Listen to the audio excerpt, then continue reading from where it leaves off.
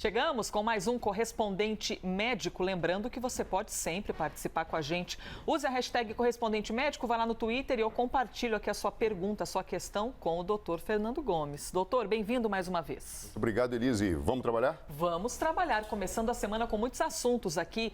E a gente inicia o quadro falando sobre os efeitos da vacinação e o tamanho do problema que é não tomar a vacina.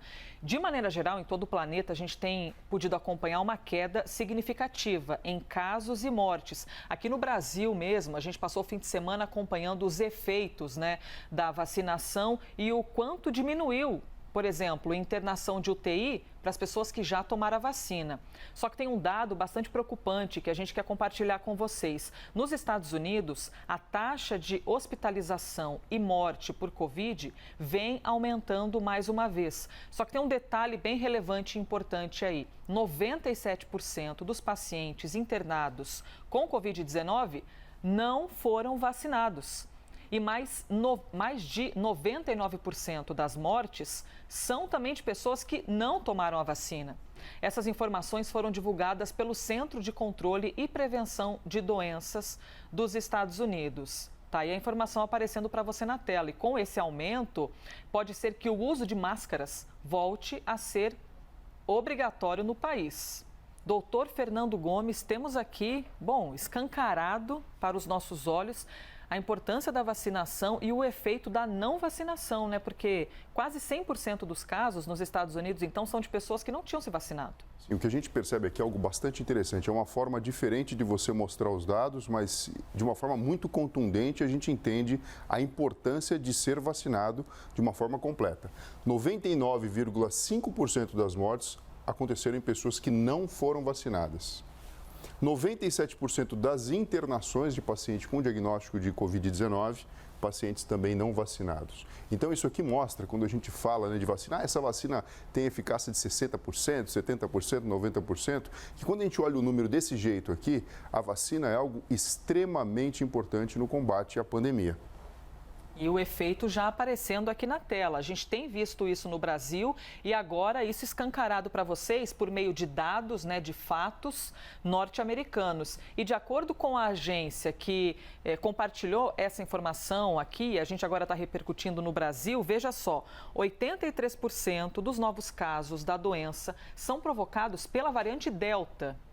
Doutor Fernando Gomes, qual é o impacto da vacinação e cada vez mais acelerada, é o que a gente deseja, para conseguir combater essa variante e evitar que novas variantes apareçam? A gente sabe, Elisa, que essa variante tem um poder de transmissão maior. Então, se você vacina na mesma velocidade que o vírus replica no corpo das pessoas e é transmitido, ou até maior, você consegue combater esse efeito biológico. Por isso que a preocupação tão grande é em se conseguir vacinar o maior número de pessoas no menor tempo possível. É a única forma que a gente tem. Enquanto existir vírus replicando, se dividindo dentro do corpo de uma pessoa, existe chance de ter novas variantes. Isso é um fato biológico que já está comprovado e a gente já sabe que é assim. Então, é apenas através do processo de vacina e, obviamente, do comportamento consciente das pessoas, do uso de máscara, higiene das mãos, evitar tocar no olho, nariz e boca, enfim, o distanciamento social, que faz com que a gente consiga lidar com essa situação. Que, por sorte, e a gente percebe que o trabalho, ele é produtivo e ele acontece de uma forma real, através de todo esse empenho mundial, vem reduzindo o número em muitos lugares por conta desse trabalho ativo que é a vacinação e o trabalho de todos os profissionais da área da saúde. Doutor, o senhor falou sobre uso de máscaras, então quero lhe fazer uma pergunta que eu até imagino que não seja fácil de ser respondida, mas o senhor acredita que foi precipitada essa atitude dos Estados Unidos em dizer, determinadas regiões já podem suspender o uso desse equipamento, já podem deixar de usar máscara. De alguma maneira pode ter sido precipitado? Eu acho que sim, porque a gente tem um comportamento bastante simples, que é lidar com o fato de uma nova forma de se tratar da higiene e da própria questão sanitária de todo mundo, que é a colocação de uma máscara, que é algo que todo mundo já percebeu que é desconfortável no começo, depois de um determinado tempo você se acostuma, até você ter o controle total de todos os lugares, para então você, na verdade, liberar algo dessa forma. Eu acho que existe uma brincadeira, Eu falo assim, é melhor você usar máscara do que usar um tubo de intubação orotraqueal. né? É muito forte falar isso, sim, mas a gente sabe que através de um né? hábito, né, consciente de todo mundo, né? Acho que a gente não precisa ficar paranoico, né? Não precisa ficar apontando o dedo ou brigando com quem está com máscara a todo momento, mas assim, de uma forma bastante consciente, a gente sabe que isso faz de uma forma real o impacto na redução da transmissão do coronavírus. Reforço aqui então esse dado, viu? Dos Estados Unidos. Quase 100% das mortes são de pessoas que não tinham tomado a vacina e mais de 97%, a gente pode dizer quase 100% também das internações, pacientes não vacinados. Está aqui, mais uma vez, escancarado para todos nós a importância da vacinação. Doutor Fernando, o próximo tema que eu trago aqui para o senhor e para quem nos assiste é que desde o começo da pandemia, mais de 2.500 jovens entre 10 e 19 anos morreram no Brasil por causa da Covid-19. Somente neste ano foram mais de 1.500 vítimas nessa faixa etária. Em entrevista à CNN, a pediatra e professora da Faculdade de Medicina da USP, doutora Ana Escobar, afirma que o número chama a atenção por ser a principal causa de mortes entre a população dessa idade. Vamos então ouvir o que ela disse. É que das causas naturais, quer dizer, por doenças mesmo, sem contar acidentes, violência, só por doenças a Covid já é, na faixa etária de 10 a 19 anos, a causa de óbito número 1. Então, já ganhou do câncer, por exemplo. Então, é uma situação que realmente merece uma reflexão e a gente tem que parar um pouquinho e falar, olha, peraí, calma. Esses nossos adolescentes que estão querendo ir para a balada, estão querendo sair, estão querendo ir para bar, confraternizar, muita calma nessa hora. Eles não estão imunes à Covid. Doutor, assustador, né? Imaginar então que a maior causa de morte entre os jovens dessa faixa etária, a gente está falando de 10 e 19 anos, é a Covid-19. Sim, falando de causas de morte natural, né, por questão de doenças, sim, a doutora Ana frisou isso de uma forma bastante real, né, e contundente, o que faz com que não simplesmente os jovens que estão aqui assistindo a gente, mas todos nós que representamos as próximas gerações que são responsáveis por esses jovens, de orientá-los em relação a essa situação que a gente tem vivido. Doutor Fernando, para quem está ouvindo todas essas informações e tem um filho em idade escolar e que está pensando, aliás, até por determinação, a gente tem muitos locais com retorno escolar, ainda tem uma insegurança. Será que eu devo mandar meu filho? Será que ele não vai ficar exposto sanitariamente, pegar a Covid-19? Que tipo de orientação é importante passar para esses pais, principalmente depois dessa notícia que a gente trouxe? Eu acho o seguinte, vou falar minha opinião pessoal. A gente vive uma situação muito difícil porque existe toda essa preocupação biológica com se contrair a doença e evoluir para o óbito. 2.500 é um número grande, juntando os 2 anos, mas a gente tem que lembrar que a nossa população tem 210 milhões de habitantes e a questão da educação é fundamental, porque o impacto disso a longo prazo, em termos de formação do jovem, de deixar ele privado de toda a questão do seu preparo pedagógico, pode ser realmente muito danoso. Então, a orientação principal é cuidado, utilizar máscara de forma adequada, respeitar as regras e as orientações dos locais em relação a isso para reduzir o máximo possível de todo o risco que existe da transmissão do coronavírus. E a gente sabe que, na verdade, não é esse ponto nevrálgico que existe em toda essa história. A doutora Ana colocou na fala dela, é a saída para a balada, é aquela escorregadela com os colegas muitas vezes fora do prumo, enfim, existe toda uma questão que o próprio jovem se coloca em risco a todo momento. Pois é, se coloca a todo momento. Mas isso faz com que a gente, que é responsável por esses jovens, alerte-os a todo momento. Uma falsa sensação de segurança. A gente já foi jovem, sabe como é, né, doutor? Os adultos falam, a gente pensa, ai, que exagerado, ai, que coisa.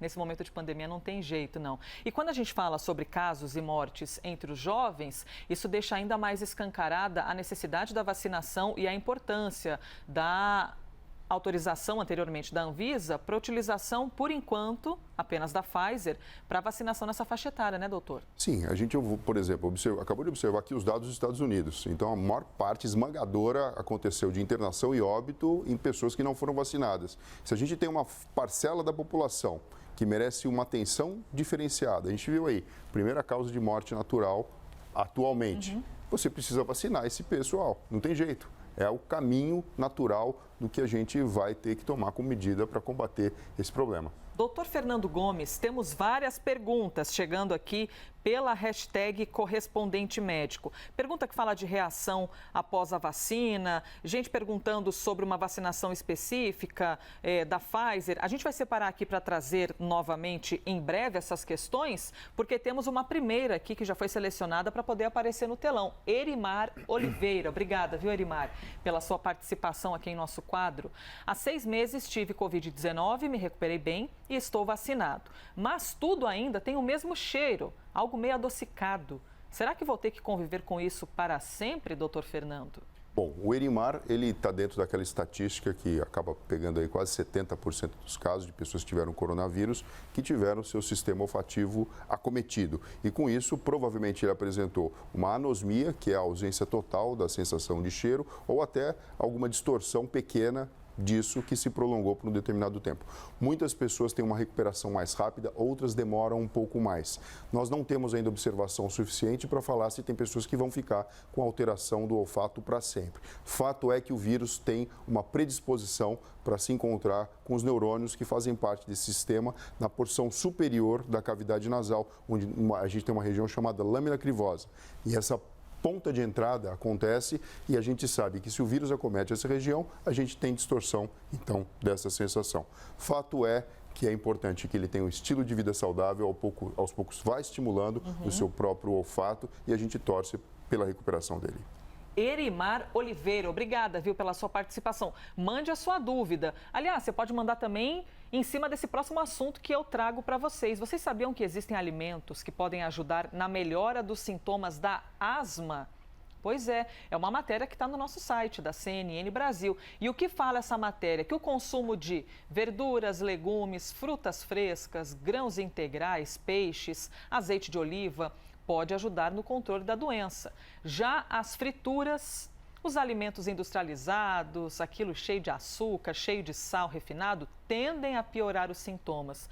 Doutor Fernando Gomes, bom, de maneira geral, essa é a listinha de alimentos que a gente deve levar para a vida, né? Mas agora, então, evidenciando que para os asmáticos pode ou piorar ou ajudar na melhora. Sim, uma dica prática é reconhecer que esses alimentos, eles compõem o que a gente chama de dieta do Mediterrâneo, que é uma dieta que também favorece, na verdade, proteger a pessoa do envelhecimento, favorece também a pessoa se proteger, por exemplo, do Alzheimer e de outras doenças neurodegenerativas e até mesmo outras demências. Então, o que acontece? Sempre que você olhar para uma alimentação em que seja rica, por exemplo, de azeite de oliva, por exemplo, de peixes, de vegetais, com um olhar mais distante para a questão das frituras, dos embutidos, daqueles alimentos muito condimentados e com sal, você consegue trazer essa saúde para dentro do seu corpo físico. A asma é uma doença inflamatória crônica que tem aí uma correlação genética, ela pode ter uma apresentação leve, moderada ou grave e muitas vezes a utilização de broncodilatadores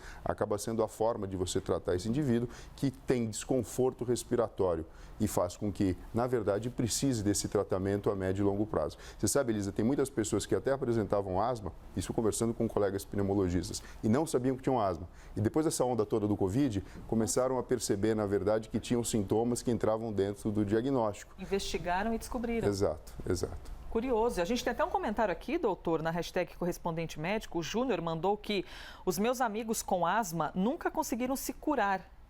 A asma, então, é um problema crônico, como o senhor está dizendo? Sim, a asma é um problema crônico que requer um olhar diferenciado e muitas vezes um acompanhamento contínuo com um clínico geral, com um pneumologista, para que você possa ter um estilo de vida agradável e adaptado dentro da sua realidade, entendendo o que te leva a ter crise e quais são os medicamentos que você precisa utilizar. E agora uma dica excelente, né? Sim. Prestando atenção na alimentação, além de fazer bem para o corpo físico, para o cérebro, como eu falei aqui, também para a saúde do seu aparelho respiratório. Reportagem no site da CNN. Lá no site tem vários assuntos, várias editorias, tem o cantinho de saúde, não só como essa reportagem bastante importante para os asmáticos, mas várias outras para você cuidar e muito aí do seu estilo de vida. Doutor Fernando Gomes, posso trazer os vacinados aqui para o nosso telão? Bom, vamos lá, essa é uma hora muito legal, né? Muito boa. Hashtag Aquitinha, hashtag correspondente médico. Será que você vai aparecer hoje aqui em nosso jornal? Olha que beleza de foto, que olhos lindos, mas mais bonito até do que o olhar da nossa telespectadora é o que ela está segurando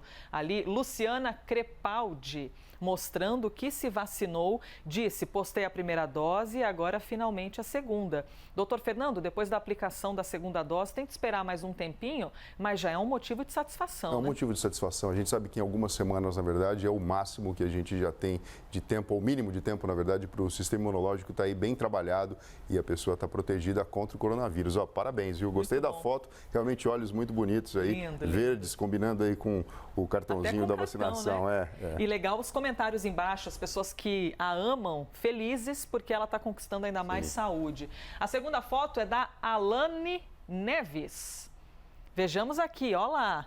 Ainda colocou na máscara um Viva o SUS, está mascarada, está segurando o cartão de vacina. Enfim, a minha vez chegou. Se você tomar a vacina, tirar a foto, acho que quase 100% das pessoas tiram foto ou fazem um vídeo, posta e marca a gente. Hashtag Aquitinha, hashtag correspondente médico, que você pode fazer como as nossas telespectadoras que postaram e agora apareceram em nosso telão. Doutor Fernando, obrigada por mais um dia. Obrigado a você, Elise, e pessoal. Até breve.